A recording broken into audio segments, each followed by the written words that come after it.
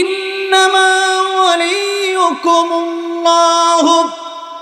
ওয়া রাসূলুহু ওয়াল্লাযীনা আমানু। ঈমানদারেরা তাদের প্রথম বন্ধু যাকে বানাবে আল্লাহ নিজেই বলছেন ইন্নামা ওয়ালিয়ুকুমুল্লাহ। ঈমানদারের প্রথম বন্ধু যিনি হবেন জবান খুলে বলেন তিনি কে? বন্ধু যাকে তাকে বানানো যাবে না, বুকে সবাইকে টানা যাবে না, ভালো সবাইকে বাসা যাবে না। নবীজি বললেন ঈমান তাদেরই পরিপূর্ণতা পেয়েছে যারা মানা হাব্বালিল্লাহ, কাউকে ভালোবাসে তো আল্লাহর জন্যই ভালোবাসে। ওয়ামান আবগাদালিল্লাহ, কাউকে ঘৃণা করে তো আল্লাহর জন্যই ঘৃণা করে। ওয়া আতালিল্লাহি ওয়া মানালিল্লাহ, কাউকে কিছু দেয়, মাদ্রাসা মসজিদে দান করে, মাহফিলের মধ্যে দান করে, আল্লাহর রাস্তায় খরচ করে, এটাও আল্লাহর জন্য করে। আর তারা যখন কোনো জায়গায় কিছু দেয় না তখন আল্লাহর জন্য দেয় না। এই হাদিসটা শিয়াতের ব্যাখ্যা এসেছে। আল্লাহ বললেন কুল ইন্না সলাতি ওয়া নুসুকি ওয়া মাহইয়ায়া ওয়া মামাতি লিল্লাহি রাব্বিল আলামিন। হে নবী আপনি বলেন নিশ্চয়ই আমার নামাজ, নিশ্চয়ই আমার কুরবানি, আমার জীবন, আমার মরণ সবই হবে কার জন্য? আল্লাহর জন্য। আল্লাহর জন্য যখন সব করতে পারবেন গোটা জীবনটা ইবাদত হয়ে যাবে। গোটা জীবনটা কি হয়ে যাবে? ইবাদত হয়ে যাবে। ইবাদত শুধু নামাজের নাম নয়, ইবাদত শুধু রোজার নাম নয়, ইবাদত শুধু কোরআন তেলাওয়াতের নাম নয়। কুলু লিন্নাসি হুসনা, মানুষের সঙ্গে হাসি মুখে কথা বলাটাও ইবাদত। দোয়া পড়ে ঘুমানোটাও ইবাদত। ঘুম থেকে উঠে আবার দোয়া পড়া এটাও ইবাদত। ওয়াশরুমে যখন যাবেন আল্লাহুম্মা ইন্নী আউযু বিকা মিনাল খুবুসি ওয়াল খাবাইস, দোয়া পড়ে যাবেন, ইবাদত হয়ে যাবে। আবার যখন বের হলেন ডান পা দিয়ে বের হলেন, আর যখন বললেন গুফরানাকাল হামদুলিল্লাহিল্লাযী আযহাবা আন্নিল আযা ওয়া আফানি, এরকম যখন প্রত্যেকটা কাজ আল্লাহর হুকুমে আর রাসূলুল্লাহ সাল্লাল্লাহু আলাইহি সাল্লামের তরিকায় করবেন, গোটা জীবনটাই আপনার ইবাদতে পরিপূর্ণ হয়ে যাবে। কিয়ামতের ময়দানে দেখা যাবে আমলের পাল্লা মিজানের মধ্যে নেক আমলের পাল্লা ভারী হয়ে যাবে, আপনি বুঝতেও পারবেন না। কিন্তু দুনিয়াতে আমরা এখন অনেক মানুষ আছে মনে করে নামাজটা ইবাদত। আপনি ব্যবসা করছেন ওইটাও ইবাদত, আবার চাকরি করতেছেন ওইটাও ইবাদত। ব্যবসা এমন একটা বিষয় যে রাসূলুল্লাহ সাল্লাল্লাহু আলাইহি ওয়াসাল্লাম তিনিও নিজে অনেক বড় ব্যবসায়ী ছিলেন। আর নবীজি বলেছেন আল্লাহ রাব্বুল আলামিন 10% রিজিকের 9% রেখেছেন ব্যবসার ভিতরে। 9% কিসের ভিতরে রাখছেন? ব্যবসার ভিতরে। জন্য ব্যবসায়ী উদ্যোক্তা হওয়া ভালো। ব্যবসা রাসূলুল্লাহ সাল্লাল্লাহু আলাইহি ওয়াসাল্লাম বলেছেন যারা ব্যবসা করবে, যদি সৎ ব্যবসায়ী হয় সে ব্যক্তি নবীর সাথে জান্নাতে থাকবে। তাহলে আমরা তো ব্যবসার ইবাদত মনে করি না, অনেকেই জানিও না। আমরা মনে করতেছি নামাজে গেলাম মানে হচ্ছে ইবাদত হচ্ছে, আর ব্যবসা মানে ইবাদত না। ব্যবসাটাও ইবাদত। আবার চাকরি করছেন ওইটাও ইবাদত, কারণ হালাল কামাই কষ্ট আছে, হারাম কামাই কষ্ট নাই, কিন্তু হারামে আরাম নাই।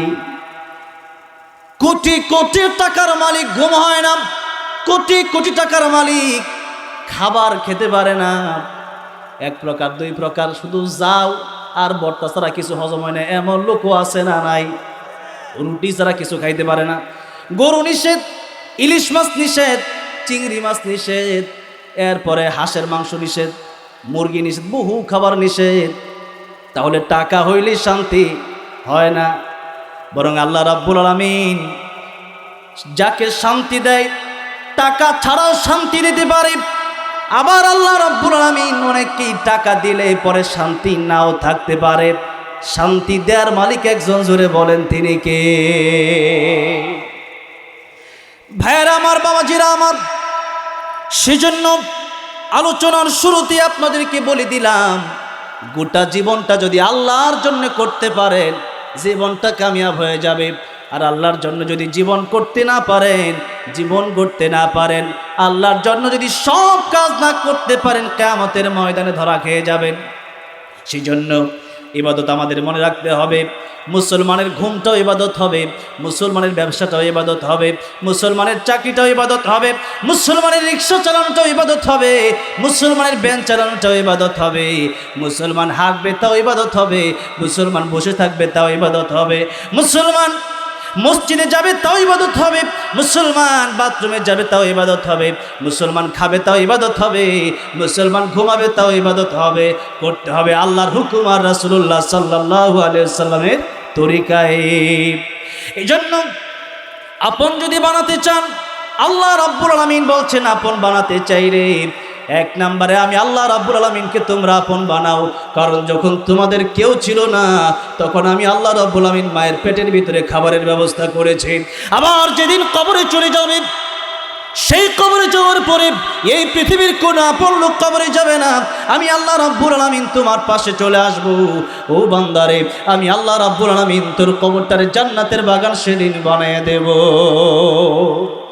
তাহলে আল্লাহ রাব্বুল আলামিনকে কাছে, আল্লাহ রাব্বুল আলামিনকে কাছে নেওয়ার, আল্লাহ রাব্বুল আলামিনকে কাছে নেওয়ার সবচেয়ে সুন্দর সিস্টেম হলো ওয়াসজুদ ওয়াকতারিব। যত সিজদা দিবেন তত আল্লাহর কাছাকাছি হবেন। যত কি দিবেন? সিজদা কিভাবে? তাহলে নামাজ ছাড়া না নামাজ পড়ে, নামাজ পড়ে পড়ে যত সিজদা দিবেন, আর সিজদা দিবেন যত বলার অর্থ হলো সিজদা দিতে হবে এমনভাবে যে আমি আল্লাহর কুদরতি কদমে সিজদা দিলাম, আল্লাহ রাব্বুল আলামিনের পাক আমার কপালের নিচেই মুহূর্তে আছে। এই এমন খুশু খুজুর সাথে যখন নামাজ আদায় করবেন, তখন এই নামাজ আপনাকে আল্লাহর সাথে নৈকট্য আপনার বাড়িয়ে দিবে, আল্লাহর কাছাকাছি আপনি হয়ে যাবেন। পড়েন সুবহানাল্লাহ। তাহলে নামাজ যখন আমরা পড়ি, সিজদা যখন দেই, একটা সিজদা একদিন তাহাজ্জুদ পড়ে দেখেন, আপনি শুধু ভাববেন যে আল্লাহ আমার সাথে আছে।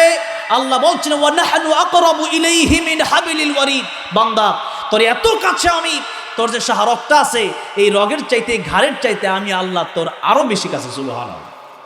তাহলে আল্লাহ রাব্বুল আলামিন, আল্লাহর কুদরতি কদমে আমি সিজদা দিচ্ছি, এই চিন্তা যখন করবেন, নামাজে মনোযোগ বেড়ে যাবে। নামাজে মনোযোগ বাড়ায় দেন, দেখবেন যত অসুখ আর যত বিপদ আসুক না কেন, আপনি এরপরে ধৈর্য ধরেন, আল্লাহ রাব্বুল আলামিন আপনাকে এমন শান্তি দান করবেন। এটা অন্তরের শান্তি, মানুষের উপরের শান্তি সব শান্তি না, সেই জন্য অন্তরের শান্তি প্রয়োজন আছে। সেই জন্য নামাজের মাধ্যমে মানুষ মানসিক শান্তি লাভ করে। কিসের মাধ্যমে জুড়ে বলেন?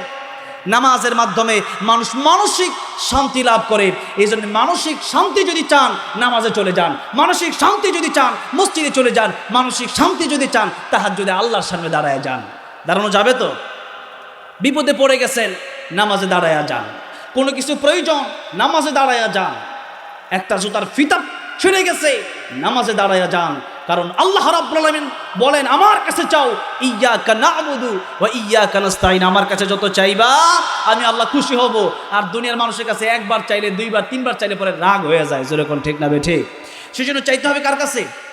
আল্লাহর কাছে। সিজদার মাধ্যমে আপনারা আল্লাহর কাছে চাইবেন। ভাইয়েরা, বাবাজিরা, আপনাদেরকে প্রথমেই বোঝালাম যে আল্লাহকে কাছে টানেন, আল্লাহ রাব্বুল আলামিনকে ভালোবাসেন, আল্লাহ রাব্বুল আলামিনের ভালোবাসা অন্তরে ঢোকান। এরপরে এবার আসুন আমরা সূরা মুলকের দিকে যাব। সূরা মুলকের প্রথম দুইখানা আয়াতে কারিমা আপনাদের সামনে আমি তেলাওয়াত করেছি। কয়খানা আয়াতে কারিমা? কোন সূরা? সূরাতুল মুলক। এই সূরাটি অত্যন্ত ফজিলতপূর্ণ সূরা। রাসূল করিম সাল্লাল্লাহু আলাইহি সাল্লাম বলেছেন, সূরা মুলক যারা প্রতি রাতে এশার নামাজের পরে তেলাওয়াত করবে, কবরের আযাব থেকে আল্লাহ রাব্বুল আলামিন তাদেরকে রক্ষা দিয়ে দিবেন। কিয়ামতের ময়দানে সূরাতুল মুলক প্রতি রাতে যারা তিলাওয়াত করবে, আল্লাহর সাথে সূরা মুলক ঝগড়া করবে ওই বান্দার জন্য যে বান্দা সূরা মুলক তিলাওয়াত করেছে। সেই বান্দার অনেক গুনার কারণে যদি বান্দা জাহান্নামের দিকেও যায়, এরপরেও কোরআন শরীফের সূরা মুলক আল্লাহ রাব্বুল আলামিনের কাছে বলবেন, আল্লাহ রাব্বুল আলামিন সূরা মুলক আমি তো আপনার কালাম। আল্লাহর কোরআন কোনো মাখলুক নয়, গায়রে মাখলুক, আল্লাহর সরাসরি কথা।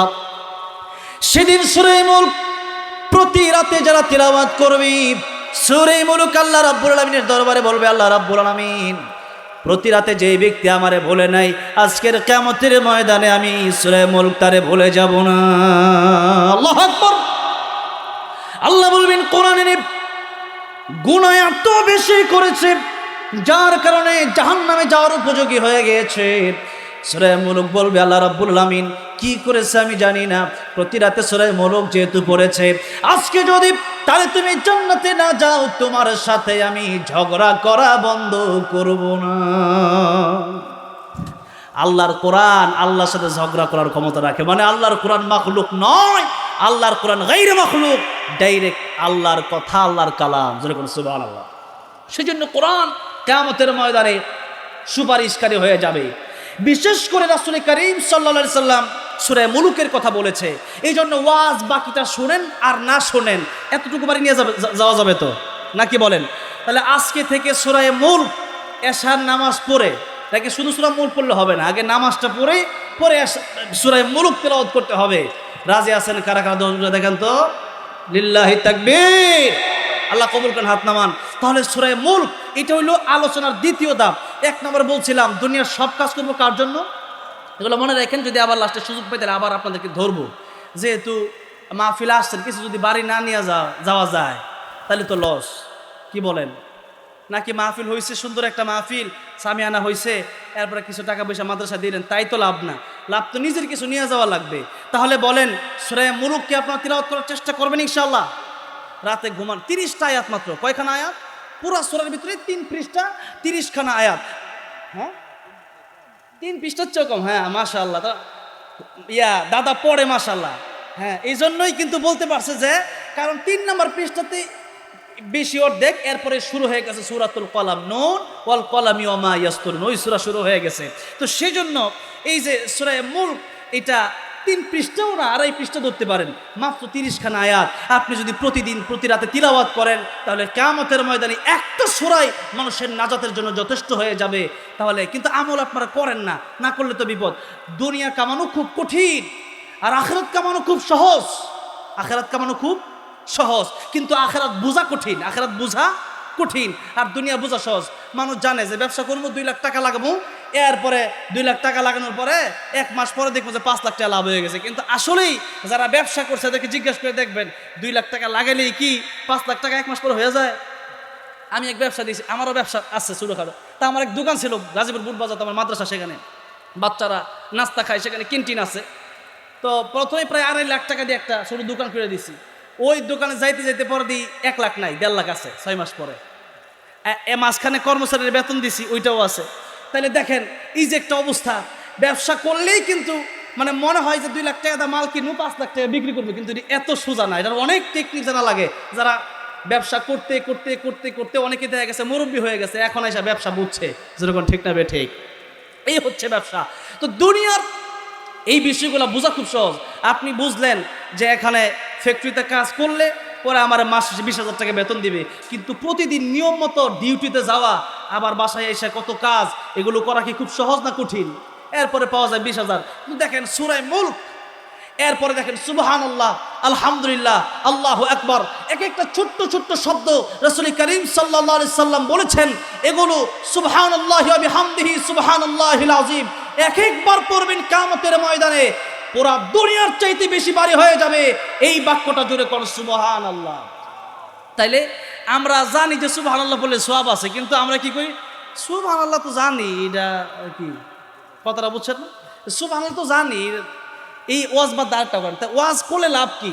কই নামাজ পড়েন, তো নামাজের ওয়াজ করলাম, পিতামাতার ওয়াজ করলাম, হ্যাঁ, সুদ ঘুষের ওয়াজ করলাম, কিন্তু পরে আর মানতে চায় না, ঠিক না বলেন? তো এই জন্য দুনিয়া বোঝা খুব সহজ, কিন্তু কামানো খুব কঠিন। একটা মানুষ সারা জীবন কামাতে কামাতে কামাতে কামাতে শেষ বয়সে গিয়ে একটু জমি কিনে একটা বাড়ি করতে পারে, ঠিক না বে ঠিক বলেন? যদি হালালভাবে কামাতে চায়। আর আখিরাত কামানো খুবই সহজ। সুবহানাল্লাহ পড়বেন, দুনিয়া ভর্তি সওয়াব হবে। সুবহানাল্লাহ পড়বেন, দুনিয়া ভর্তি সওয়াব হবে। সুবহানাল্লাহি ওয়া বিহামদিহি সুবহানাল্লাহিল আযীম পড়বেন আর মিজানের পাল্লা ভারী হবে। কিন্তু আপনি শুনতেছেন, কিন্তু এটা মানতে রাজি না। এই জন্য আখিরাত কামানো সহজ, কিন্তু এরপরও মানুষ রাজি না। কেন? যে আখিরাতে তো অনেক দূরে। আপনাদেরকে জিজ্ঞাসা করতে চাই, আসলেই কি আখিরাত দূরে না কাছে? বলেন তো, আখিরাত দূরে না কাছে? কেমন কাছে? আখিরাতটা হচ্ছে আরো 50,000 বছর পরে কিয়ামত কায়েম হবে, বিষয়টি এরকম না। বরং আল্লাহর নবী কি বলছেন? আল্লাহর নবী বলছেন কিয়ামত দুই ধরনের। মান মাতা ফাকাদ কামাত কিয়ামাতুহু, যখন যে ব্যক্তি মরে যায় সাথে সাথেই তার কিয়ামত কায়েম হয়ে যায়। এটাকে বলা হয় কিয়ামতে সুগরা। সুগরা মানে ছোট কিয়ামত। আরেকটা হবে কিয়ামতে কুবরা। ইসরাফিল আলাইহিস সালাম যেদিন সিংহায় ফুৎকার দিবেন ওইটাকে বলা হয় কিয়ামতে কুবরা, ওইটা বড় কিয়ামত। তাহলে সমষ্টিগত কিয়ামত কায়েম হবে আরো পরে, ঠিক আছে, কিন্তু ব্যক্তিগত কিয়ামত কায়েম হইতে একটা সেকেন্ড তাও লাগতে পারে। আমি এই চেয়ারে বসেছি, উঠতে পারবো তার গ্যারান্টি নাই।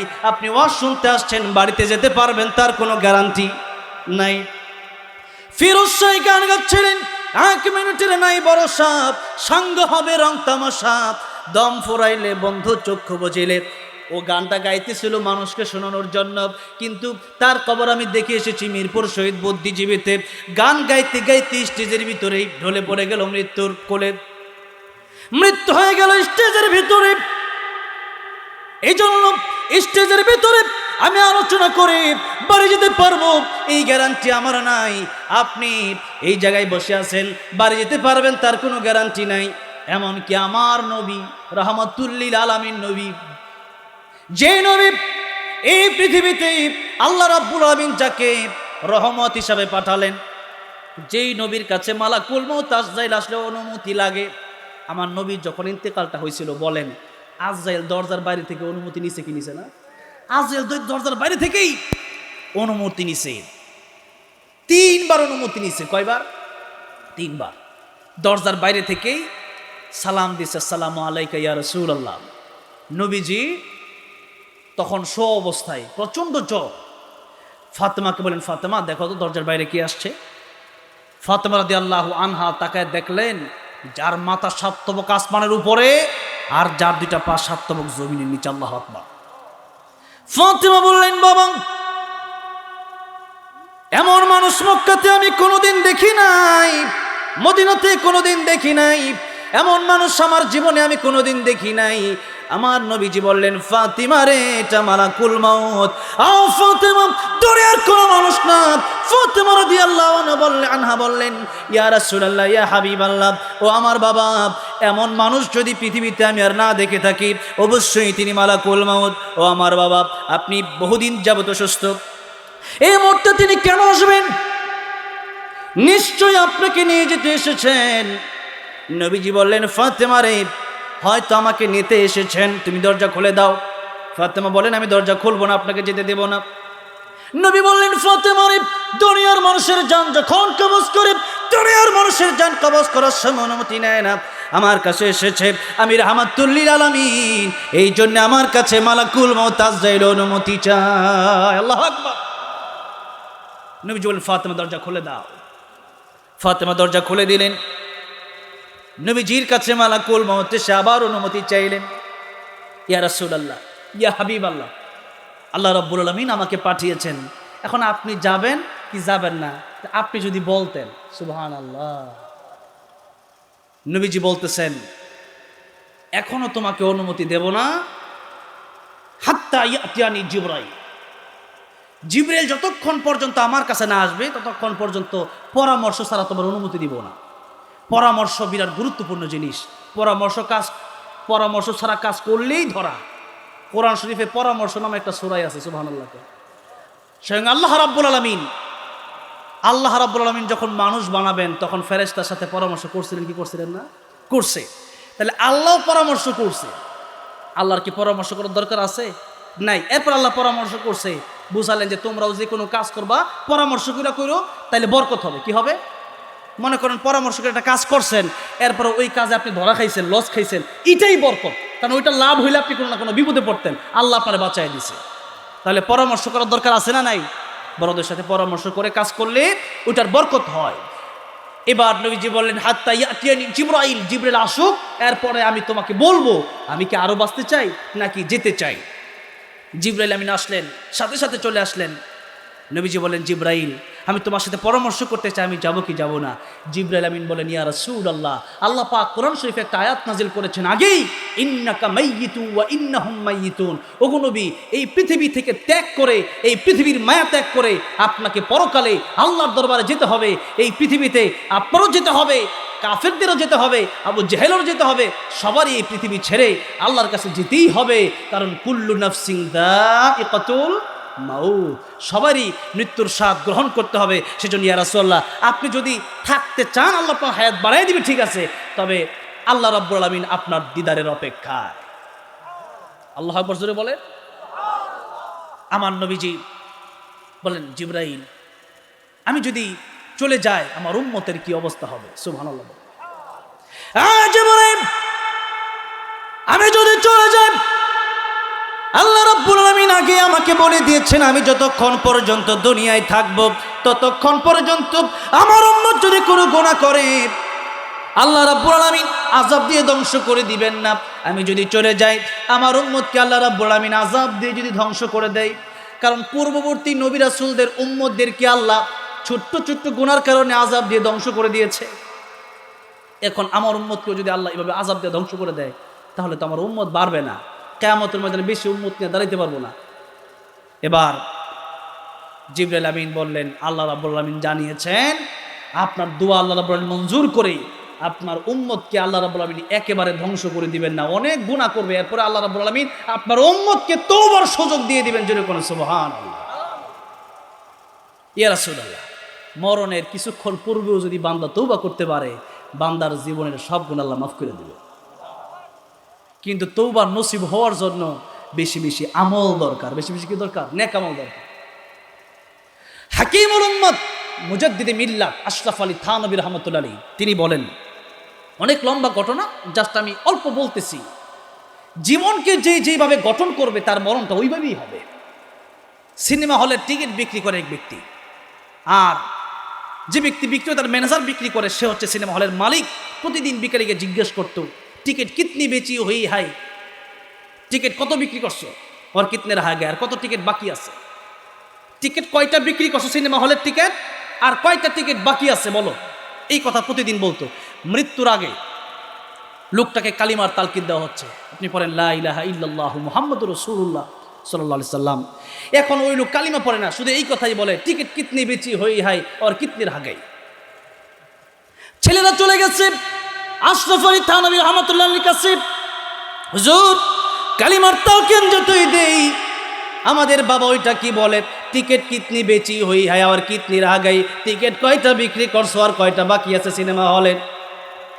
এখন আমার বাবা জবান দিয়ে যদি কালিমা না আসে, কবরে আমার বাবার কি উপায় হবে, হাসরে আমার বাবার কি উপায় হবে। হুজুর এখন কালিমা বের করার উপায় কি? হুজুর বললেন এখনো বেঁচে আছে, বলে হ্যাঁ এখনো মরে নাই। হুজুর ডেকে বললেন, এই মুহূর্তে সিনেমা হল বন্ধ কইরা মাদ্রাসা বানাও, কোরআনের তালিম দেওয়া শুরু করো, হতে পারে তোমার বাবার জীবনের পরিবর্তন হয়ে যেতে পারে। সাথে সাথে সিনেমা হল বন্ধ করে দেওয়া হলো, সেখানে কোরআনের তালিম চালু করে দেওয়া হলো। কোরআনের তালিম যেই জায়গায় চলে সেখানে আল্লাহর রহমত নাজিল হয়ে যায়। সুবহানাল্লাহ। এক একটা মাদ্রাসা, এই মাদ্রাসা এই এলাকার জন্য রহমত বরকত। আশরাফ আলী থানভী রাহমাতুল্লাহ আলাইহি বললেন, সিনেমা হল বন্ধ করে যেহেতু মাদ্রাসা বানিয়ে দিছো, কোরআনের তালিম যেহেতু শুরু হয়ে গেছে, এবার কালিমার তালিম দাও। কালিমার তালিম যেই মাত্র দিল এমনি শুরু হয়ে গেল, লা ইলাহা ইল্লাল্লাহ মুহাম্মাদুর রাসূলুল্লাহ। আল্লাহ নবীর কাছে আবার অনুমতি নিলেন। এই যে তিনবার, একবার নিল দরজার বাইরে থেকে, আরেকবার নিল জিবরাইল আমিন আসার আগে, আরেকবার নিল মৃত্যুর ঠিক আগে। এই যে তিনবার অনুমতি নিল। তিনবার অনুমতি নেওয়ার পর রাসূলুল্লাহ সাল্লাল্লাহু আলাইহি ওয়াসাল্লামের জান কবজ করা হলো। তো রাসূলুল্লাহ সাল্লাল্লাহু আলাইহি ওয়াসাল্লামের জান যখন কবজ করা হলো, মালাকুল মাউত তিনবার অনুমতি নিলেন। সেই নবী কি বলছেন শুনেন। সেই নবী বলছেন, ও আমার সাহাবীরা, নামাজের পরে আমি নবীজি ডান দিকে সালাম ফিরায়া বাম দিকে সালাম ফেরাবো, এই গ্যারান্টিও তোমাদেরকে আমি দিতে পারবো না। ডান দিকে সালাম ফিরাইয়া বাম দিকে সালাম ফিরাতে পারি কিনা এই গ্যারান্টি তোমাদেরকে আমি দিতে পারবো না। কথাটা কি সাধারণ কোনো মানুষের নাকি রহমাতুল লিল আলামিন নবী? জোরে বলেন। আল্লাহ আল্লাহর ব্যাপারে বললেন আলহামদুলিল্লাহি রাব্বিল আলামিন। আর আমার নবীর ব্যাপারে আল্লাহ বললেন ওয়ামা আরসালনাকা ইল্লা রাহমাতাল লিল আলামিন। রাহমাতুল লিল আলামিন নবী কোরআনে প্রমাণ। আশিক বিনে কে বুঝিবে আমার দয়ার নবীর শান। ঠিক কিনা? কষ্ট হচ্ছে আপনাদের, এই জন্য একটু একসাথে গাইলে আর একটু তাজা হইতে পারবেন। অনেকের ঘুম ধরে গেছে, একসাথে গাইতে পারবেন না ইনশাল্লাহ? রাহমাতুল লিল আলামিন নবী রাহমাতুল লিল কোরআনে প্রমাণ। আশিক বিনে কে বুঝিবে আমার দয়ার নবীর শান। বলেন না, আশিক বিনে কে বুঝিবে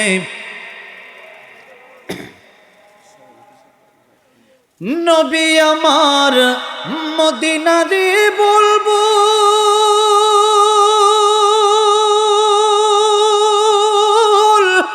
আমার আল্লাহ ভালোবেসে নামটি দিলেন মুহাম্মদ রাসূল। আল্লাহু আকবার। ওই নবীকে ভুল বুঝিলে থাকবে না ঈমান। আশিক বিনে কে বুঝিবে আমার দয়ার নবীর শান। ঠিক কিনা বলেন? এই পৃথিবীতে যা কিছু আছে সব কিছুর মালিক আমি আল্লাহ, আর আমরা গোলাম। আমরা কি বলেন? আমরা কি গোলাম। এখন বলেন, গোলাম যদি ভাবটা ধরে মালিকের মতো, তাহলে কি হয়? গোলাম থাকবে গোলামের মতো, মালিক থাকবে মালিকের মতো। আল্লাহ রাব্বুল আলামিন বললেন, আমি আল্লাহ রাব্বুল আলামিন যেহেতু মালিক আর তোমরা যেহেতু গোলাম, তাহলে এই গোলামির খাতায় তোমাদের নাম লেখাতে হবে, গোলামের মতো থাকতে হবে। আর যদি গোলাম নিজেকে মালিক মনে করে, যেমন ফেরাউন, যেমন নমরুদ, যেমন কারুন, তারা নিজেদেরকে মালিক মনে করেছে। শুধু তাই না, রাব্বুকুমুল আলা বলেছে ফেরাউন। এই যে মালিক মনে করছে, আল্লাহ রাব্বুল আলামিন পানিতে ডুবায় ধ্বংস করে দিছে। আবার নমরুদকে ল্যাংড়া মশা দিয়ে ধ্বংস করে দিয়েছে। তাহলে গোলাম সে নিজেকে মালিক মনে করতে পারবে না। কারণ এই যে জমিনে আপনারা বসে আছেন, বলেন তো এইটা কি কারো বাপ দাদার বানানো সম্পত্তি? অবশ্যই হয়তো আপনি, আপনার বাবা এখানে জন্মগ্রহণ করেছেন, এলাকা ভিত্তিক, সমাজ ভিত্তিক আপনি সম্পদ পাইছেন। কিন্তু বলেন তো এই যে এই মাটি অথবা মনে করেন এই গাছগাছালি, এগুলো কি পৃথিবীর কোনো মানুষ বানাইছে না আল্লাহ বানাইছে? আল্লাহ বলেন আমি আল্লাহ বানাইছি। তাহলে আমি আল্লাহ মালিক, তোমরা আমার গোলাম। গোলামি করবা, জান্নাতে যাবা। গোলামি করবা না, মালিক হয়ে যাবা। কিয়ামতের ময়দানে আমি আল্লাহর প্রশ্ন থাকবে। কি প্রশ্ন? আল্লাহ বলছেন কিয়ামতের ময়দানে আল্লাহ ডাক দিবেন, লিমানিল মুলকুল ইয়াউম লিল্লাহিল ওয়াহিদিল কাহ্হার। কিয়ামতের ময়দানে আল্লাহ তাআলা ডাক দিবেন, আজকের রাজত্ব কার? আল্লাহ নিজেই উত্তর দিবেন, কারণ উত্তর দেওয়ার মতো কেউ নাই, সবাই মরা। সবাই কি মরা? উত্তর দিবে কে? আল্লাহ নিজেই বলবেন লিল্লাহ, আজকে ক্ষমতা আমি আল্লাহর। কিন্তু আল্লাহ বলবেন ওয়াহিদিল কাহ্হার। আল্লাহ বলবেন আজকে আমি আল্লাহই কেবলমাত্র ক্ষমতা, আমি আল্লাহই কেবলমাত্র মালিক আর কাহ্হার। আজকে আমি আল্লাহ অনেক শক্ত করে পৃথিবীর এই যেই মানুষগুলো মালিক দাবি করে চালাবো না। আইনে ফেরাউন। ফেরাউন কোথায়? আইনে নমরুদ। নমরুদ কোথায়? আইনে কারুন। কারুন কোথায়? এক এক করে সবাইকে আল্লাহ রাব্বুল আলামিন ধরবেন। যারা পৃথিবীতে ক্ষমতা পাওয়ার পরে যারা নিজেকে মালিক মনে করেছে, পৃথিবীতে ক্ষমতা পাওয়ার পরে যারা তাগুত হয়ে গেছে, পৃথিবীতে ক্ষমতা পাওয়ার পরে আল্লাহর আইন বাদ দিয়ে যারা পৃথিবীতে নিজের আইন কায়েম করতে চেয়েছে, আল্লাহ রাব্বুল আলামিন প্রত্যেককে সেদিন ডাক দিয়ে জিজ্ঞাসা করবেন, তোমার সেই রাজত্ব আজ কোথায়? কোনো জবাব থাকবে সেদিন? থাকবে না। সেজন্য দুনিয়ায় যারা গোলামের মতো থাকবে যে আমি গোলাম, আমি মালিক নয়, কিয়ামতের ময়দানে আল্লাহ তাদেরকে কিভাবে ডাক দিবেন? একদিকে ডাক দিবেন না ফরমানগুলোকে, আরেকদিকে আল্লাহ ডাক দিবেন সত্যিকারের গোলাম যারা ছিল, সত্যিকারের বান্দা যারা ছিল, সত্যিকারের আবেদ যারা ছিল। আল্লাহ বলবেন ইয়া আইয়াতুহান নাফসুল মুতমাইন্না ইরজিই ইলা রাব্বিকি রাদিয়াতাম মারদিয়া ফাদখুলি ফি ইবাদি ওয়াদখুলি জান্নাতি। আল্লাহ সেদিন ভালো মানুষগুলোকে ডেকে বলবেন ফাদখুলি ফি ইবাদি, গোলামদের মধ্যে দাখিল হও, সত্যিকারের গোলাম যারা, ওয়াদখুলি ফাদখুলি ফি ইবাদি ওয়াদখুলি জান্নাতি। আল্লাহ বলবেন আমার গোলামদের অন্তর্ভুক্ত হয়ে যাওয়ার জান্নাতে চলে যাও। সেদিন আল্লাহ রাব্বুল আলামিন আব্দুল মানে গোলাম, এই গোলামদেরকে ডাক দিবেন। তার মানে আল্লাহর গোলামি যারা করেছে, এই পৃথিবীতে আল্লাহকে যারা মেনেছে, আল্লাহর ইবাদত যারা করেছে, আল্লাহর আইন যারা বাস্তবায়ন করতে চেয়েছে, আল্লাহ রাব্বুল আলামিন তাদেরকে বলবে তোমরা জান্নাতে যাও। আর যারা নিজেকে মালিক দাবি করেছে, এই কথা তাদের জন্য সেদিন গ্রহণযোগ্য হবে না। শুধু ওই দিনই নয়, আপনাদেরকে একটি উদাহরণ দিতে চাই। বাংলাদেশের কোনো হুজুর অথবা কোনো আলোচক, কোনো স্কলার, কোনো ইমাম খতিব যদি সরকার বিরোধী কথা বলতো এতদিন, এখন তো আর নির্বাচিত সরকারই নাই, কথা মানে যারা নির্বাচন করছে এটা তো ধরা হয় না। কিন্তু যতদিন শেখ হাসিনা ছিল ততদিন কোনো কথা যদি শেখ হাসিনা বিরোধী হয়েছে অথবা দেশের বিরুদ্ধে হয়েছে, এমন কোনো কথা যদি কেউ বলেছে যেটা শেখ হাসিনার ভালো লাগে নাই, সরকারের ভালো লাগে নাই, তাহলে জেলখানায় বন্দি করছে কি করছে না? আল্লামা সাঈদীকে 13 বছর কারাগারে রেখে ইঞ্জেকশনের সাথে বিষ মিশাইয়া শহীদ করে দেওয়া হলো।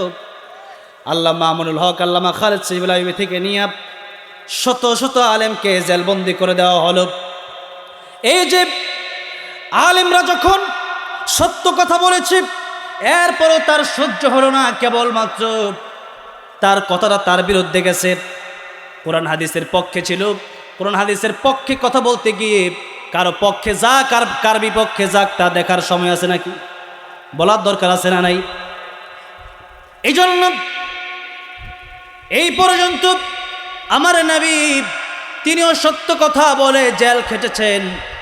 এই জন্য সত্য কথা যদি বলে এরপরে জেল খাটা লাগে আমরা খাটবো, কিন্তু বাতিলের কাছে মাথা কোনোদিন মুসলমান নত করতে পারে না।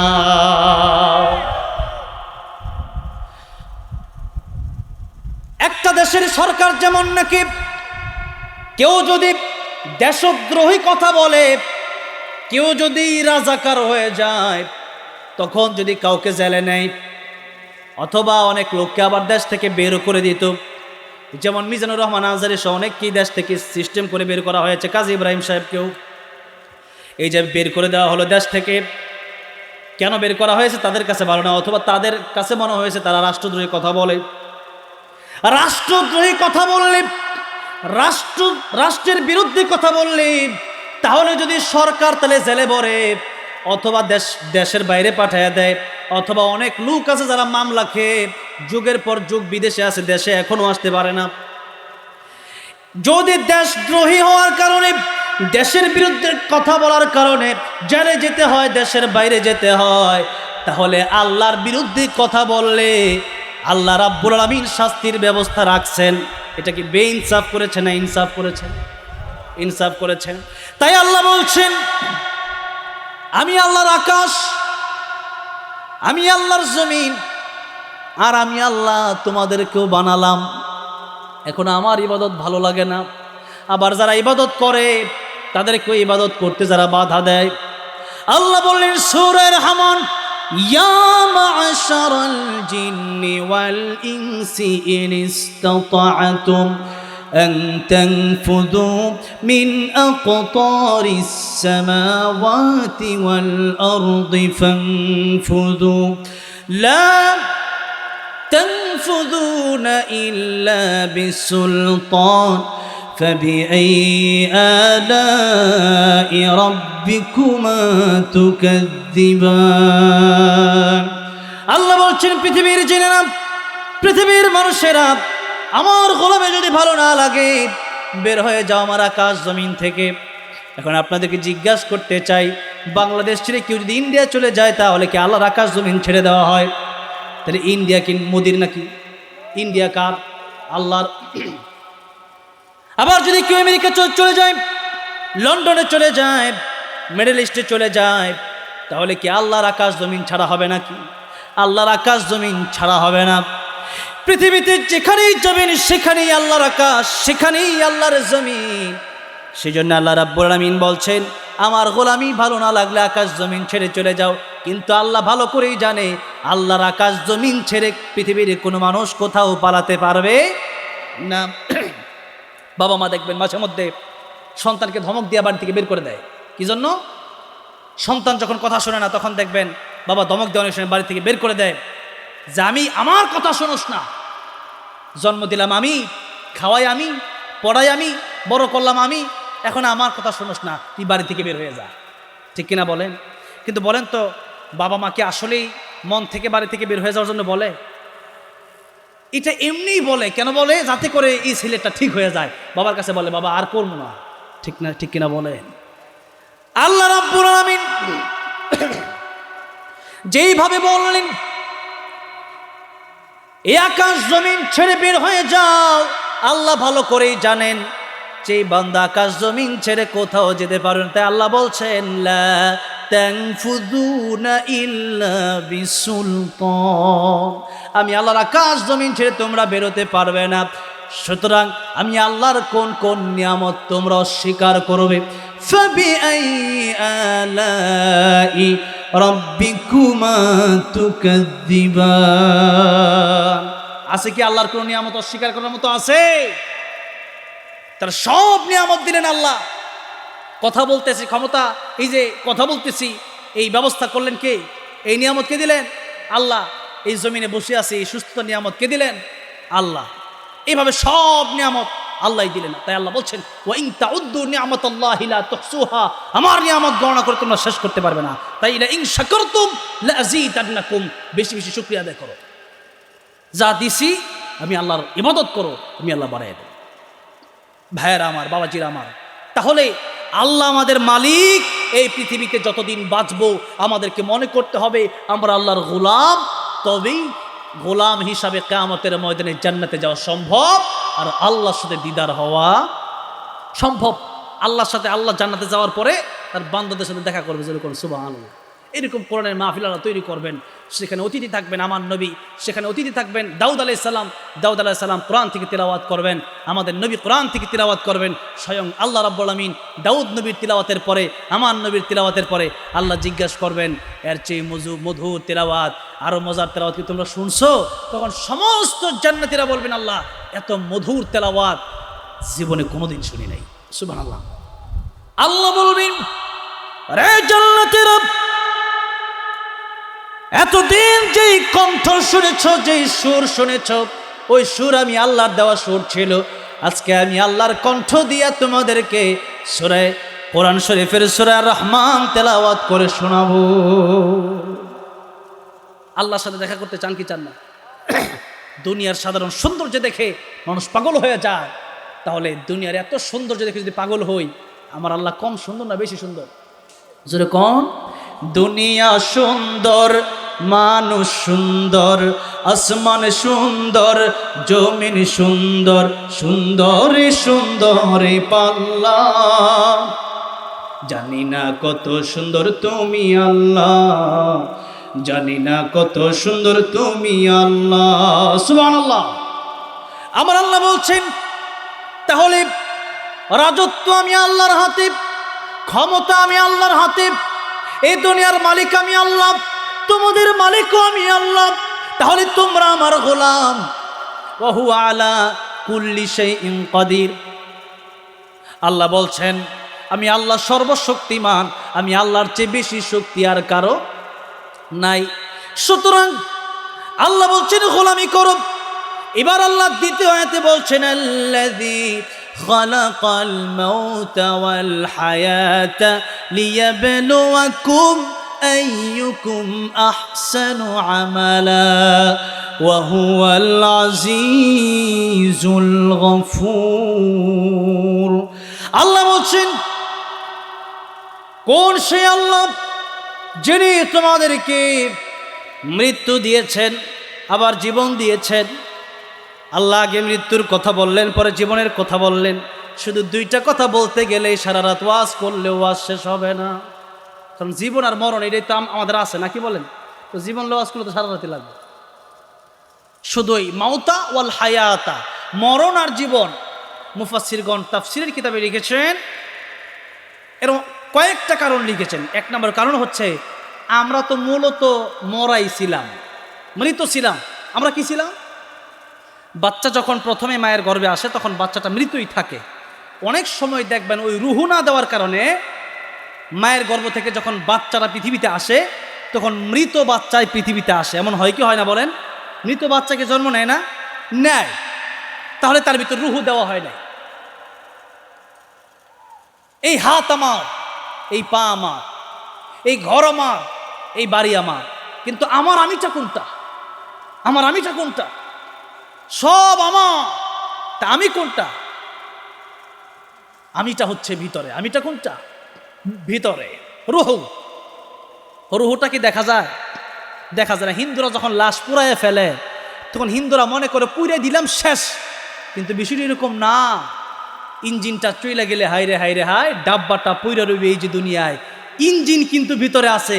ইঞ্জিন যেদিন চলে যাবে সেদিন আর রুহুর এই ডাব্বার খালি ডাব্বার কোনো দাম নাই। খালি ডাব্বা বাড়িতে পড়ে থাকবে। আওয়ামী লীগ টানবে না, বিএনপি টানবে না, জামাতে ইসলাম টানবে না, কেউ টানবে না। সেদিন আপনার দেহটা নিথর হয়ে বাড়ির সামনে সেদিন পড়ে থাকবে। আপনার মা বাবা পর্যন্ত, স্ত্রী পর্যন্ত ঘর থেকে বের করে দেবে। এমন দিন কি আমাদের সামনে অপেক্ষা করছে কি করছে না? সেদিন আর কেউ আপন থাকবে না। এই রুহ যেদিন চলে যাবে সেদিন আবার মরে যাব। এই কথাটা আল্লাহ রাব্বুল আলামিন, আমরা যা আগে মৃত ছিলাম এখন আবার জীবিত আছি, আবার মৃত হয়ে যাব, আবার আল্লাহ জীবন দিবেন। এই কথাটা এভাবে আমি এখন যেভাবে বললাম এভাবেই আল্লাহ কোরআন শরীফে বলেছেন সূরা বাকারায়, কাইফা তাকফুরুনা বিল্লাহি ওয়া কুনতুম আমওয়াতান ফাআহইয়াকুম সুম্মা ইউমীতুকুম সুম্মা ইউহয়ীকুম সুম্মা ইলাইহি তুরজাউন। আল্লাহ বলছেন কাইফা। আরবি যারা বলে তারা এটা অনেক বেশি ব্যবহার করে। কাইফা হালুকা শুনছেন না? কাইফা হালুকা মানে কেমন আছেন, মানে কেমনে, কাইফ মানে কিভাবে সম্ভব। আল্লাহ বলছেন কাইফা, কিভাবে, তাকফুরুনা বিল্লাহ, মানুষ আমি আল্লাহর সাথে নাফরমানি করে, অথচ হাল আতা আলাল ইনসান হাইরুম মিনাদ দাহর লাম ইয়াকুন শাইআম মাযকুরা। মানুষ তো ছিল না, মানুষ ছিল জিরো, আমি আল্লাহ তারে বানাইছি হিরো। মানুষের তো শক্তি ছিল না, এই মানুষ তো কথা বলতে পারতো না, এই মানুষ তাকে কিছুই বুঝতো না, জ্ঞান ছিল না, হাঁটতে পারতো না, চলতে পারতো না, কাজ করতে পারতো না, খালি ওয়াবা করে কাঁদতো। সেই মানুষকে এত সুন্দর চলার ক্ষমতা, কাজ করার ক্ষমতা, কথা বলার ক্ষমতা দিলেন কে? আল্লাহ বলছেন আমি আল্লাহ দিলাম। আর পরবর্তীতে কিছু মানুষ আমি আল্লাহর কোরআনের বিরোধিতা করে, মাদ্রাসা বিরোধী হয়, মসজিদ বিরোধী হয়। আল্লাহ বলেন কাইফা, কিভাবে সম্ভব। সন্তান যখন মা বাবার সাথে বিয়াদবি করে তখন বাবা মা বলে কিভাবে সম্ভব রে, আমার ছেলে আমারটা খায় আমার সাথে বিয়াদবি করে, কত বড় বিয়াদব। আল্লাহ বলতেছেন কাইফা তাকফুরুনা বিল্লাহ, আমি আল্লাহ না তোরে বানাইছি আর তুই কাইফা, কিভাবে, তাকফুরুনা বিল্লাহ, আমি আল্লাহর সাথে নাফরমানি করছ, কিভাবে সম্ভব হতো। এবার আল্লাহ বলছেন কুনতুম আমওয়াতান ফাআহইয়াকুম, ও বান্দারে তুমি তো ছিলা মৃত, আমি আল্লাহ তোমার জীবন দিলাম। ওই যে মায়ের গর্ভে মৃত ছিলাম, এক ফোঁটা পানি ছিলাম, সেখান থেকে একটু গোশত হাড্ডি, এরপরে মানুষ রূপী হলাম, এরপরে আল্লাহ রাব্বুল আমিন রুহু দিলেন। রুহু না দিলে আজকে আমি আর আপনি হয়তো এই মাহফিলে বসতে পারতাম না, সেই কবরেই আমাকে আপনাকে পাঠিয়ে দেওয়া হতো। আবার যেদিন রুহু চলে যাবে সেদিন আবার কবরে পাঠিয়ে দেওয়া হবে। তার মানে রুহু যদি চলে যায় তাহলে আপনার আমার কোনো দাম নাই। তাই আল্লাহ বলছেন যে ও পৃথিবীর মানুষ, ইল্লা মান আতাল্লাহা বিকলবিন সালিম, কিয়ামতের ময়দানে ভালো অন্তরটাই আমার কাছে কাজে আসবে। এই দেহ কালো হতে পারে, এই দেহ মোটার চিকন হতে পারে, কিন্তু কালো আর ধলা মোটার চিকন দিয়ে আমি আল্লাহর কাছে দামি হওয়া যায় না। আল্লাহ বলছেন ইন্না আকরামাকুম ইনদাল্লাহি আতকাকুম। আল্লাহ বলছেন কালো যদি হয় আর ভেতরটা যদি বানা হয়, আল্লাহ বলছেন তাহলে আমি আল্লাহ রাব্বুল আলামিনের কাছে তুমি সম্মানিত হয়ে যাবা, জান্নাত আমি আল্লাহ রাব্বুল আলামিন তোমারে দিয়ে দেব। বেলাল রাদিয়াল্লাহু আনহু কালো কিন্তু অন্তরটা ছিল ভালো। তাই আমার নবী যখন জান্নাতে গেলেন দেখে টক টক করে কার হাঁটার আওয়াজ শোনা যায়। আমার নবী বললেন জিবরাইল রে, কার হাঁটার আওয়াজ শোনা যায়? জিবরাইল আমিন বলেন ইয়া রাসূলুল্লাহ, ইয়া হাবিবাল্লাহ, হযরতে বেলাল দুনিয়ায় হাঁটে আর কালো বেলালের হাঁটার আওয়াজ আল্লাহর তরি জান্নাতে এসে পৌঁছে যায়।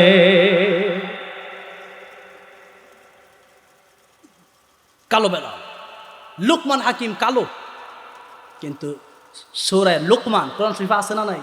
কোরআন শরীফে সূরা লুকমান আছে, সূরা লুকমান আছে। লুকমান আলাইহিস সালামের নাম আল্লাহ নিলেন ওয়াইদ ক্বালা লুকমানু লিবনিহি ওয়া হুয়া ইয়াইযুহু ইয়া বুনাইয়া লা তুশরিক বিল্লাহ ইন্নাশ শিরকা লাযুলমুন আযীম। হে আমার সন্তান, শিরিক করো না। শিরিক পৃথিবীতে সবচেয়ে জঘন্য অপরাধ।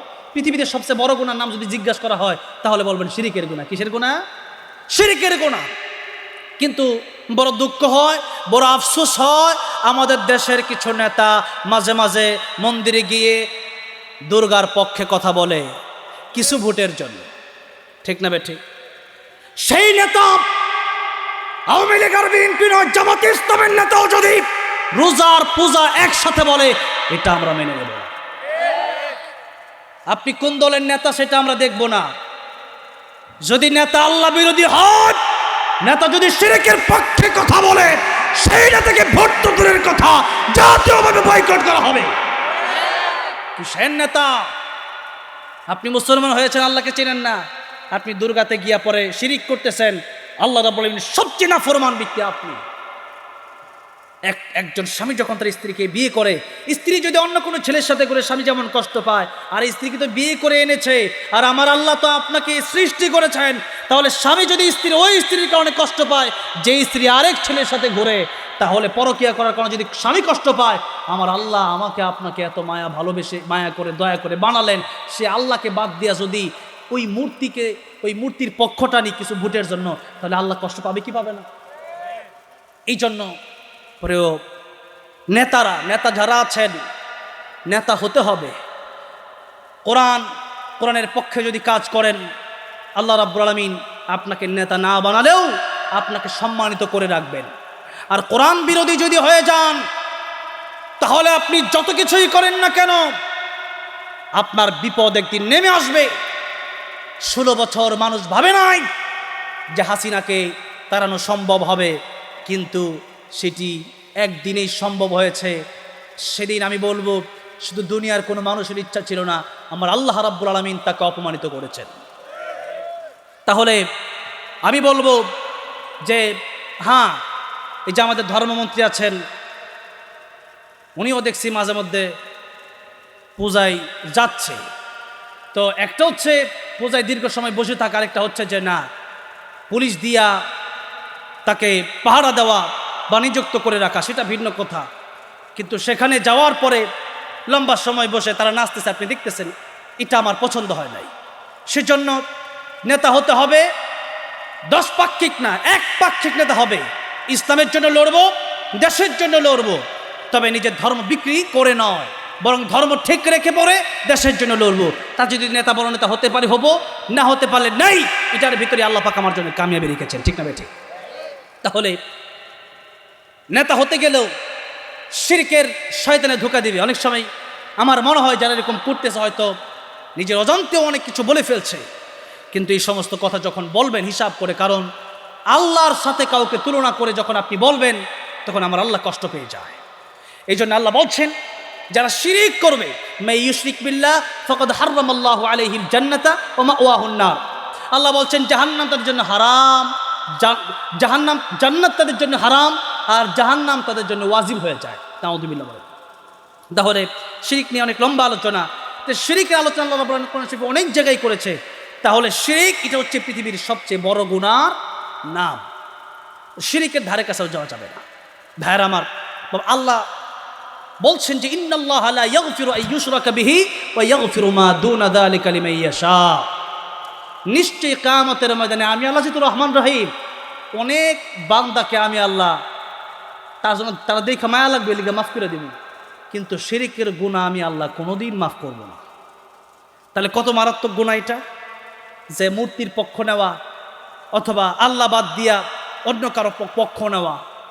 এটা জাহান্নামে যাওয়ার জন্য আপনার একটাই কারণ যথেষ্ট হয়ে যাবে, যে আপনি মূর্তি পূজাকে আপনি প্রমোট করেছেন, সেখানে তাদের সঙ্গ দিয়েছেন, সেখানে তাদের পূজাকে আর ইসলামকে আপনি একত্রিত করে দিয়েছেন। এটাই জাহান্নামে যাওয়ার কারণ হতে পারে। ভাইয়েরা আমার, বাবাজিরা আমার, বলছিলাম যে কালো হন আর ধলা হন, আপনার এই চামড়া দিয়া কিন্তু জান্নাত আর জাহান্নাম বাছাই হবে না। জান্নাত আর জাহান্নাম বাছাই করা হবে ফারিকুন ফিল জান্নাহ ও ফারিকুন ফিস সাঈদ। জান্নাতে যাবেন আপনার যদি তাকওয়া থাকে, আর তাকওয়া না থাকলে আপনার জন্য জাহান্নাম। তাহলে ভাইয়েরা আমার, বাবাজিরা আমার, আল্লাহ বলছেন তোমাদের এই হায়াত আমি আল্লাহ দিলাম লিয়াবলুয়াকুম, আমি তোমাদেরকে পরীক্ষা করতে চাই। কি করতে চাই? পরীক্ষা করতে চাই। আল্লাহ রাব্বুল আলামিন বলেন আফা হাসিবতুম আন্নামা খালাকনাকুম আবাসা ওয়া আন্নাকুম ইলাইনা লা তুরজাউন। আমি আল্লাহ তোমাদেরকে অনর্থক পাঠাই নাই। তাহলে আল্লাহ পরীক্ষা করার জন্য দুনিয়াতে আমাদেরকে এই হায়াতটা দিলেন। এবার আল্লাহ বলতেছেন তোমাদেরকে আবার মরতে হবে। সুম্মা ইউমিতুকুম সুম্মা ইউহয়িকুম। আল্লাহ বললেন সুম্মা ইউমিতুকুম, আবার মরবা, সুম্মা ইউহয়িকুম, আবার জীবন দেব, সুম্মা ইলাইহি তুরজাউন। আমি আল্লাহর কাছে সব হিসাব দিতে হবে। সেই হিসাবের জন্য দুনিয়াতে যা করবেন সেই হিসাবটা কিয়ামতের ময়দানে আল্লাহর দরবারে দিতে হবে। এই চিন্তা যদি কেউ করে, আমারে কেউ দেখে না, আমারে আমার আল্লাহ দেখে, তাহলে এই দুনিয়া ঠিক হতে রে পুলিশের দরকার হয় না। আল্লাহর ভয়ে যতটুকু মানুষ ভালো হয়, পুলিশের ভয়ে আর রেবের ভয়ে মানুষ তত ভালো হয় না। ঠিক না বে ঠিক? এই জন্য আল্লাহ বলছেন ওয়াজ মাহফিল করা দরকার। কে বলতেছেন? আল্লাহ বলতেছেন। কেমনে?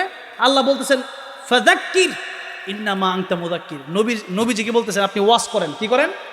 ওয়াজ করেন, নসিহত করেন। এই ওয়াজ নসিহত দরকার কেন? এই মানুষ যেন আল্লাহর কোরআনের পথে আসে। লাস্তা আলাইহিম বিমুসাইতির। নবীকে আল্লাহ বলছেন ওগো নবী, আপনি তো শাসক না যে আপনি তারে মাইর দিবেন। কারণ অনেক সময় দেখা যায় চোর ডাকাত জেলখানায় যাওয়ার পরে আবার চোর দেখবেন জেলখানায় যাওয়ার পর ডাকাত দিয়ে বের হয়, এমন অনেক ঘটনা আছে। আর এমনও ঘটনা আছে, আপনি টঙ্গীর ইস্তেমার ময়দানে গেলে এমন অনেক লোককে দেখতে পারবেন। এরপরে আপনাদের এলাকায় অনেক লোক থাকতেও পারে যে আপনি দেখবেন যে আলোচনা শোনার পরে আগে ছিল চোর ডাকাত নামাজ পড়তো না, এখন ভালো হয়ে গেছে। এমন লোক আছে না নাই?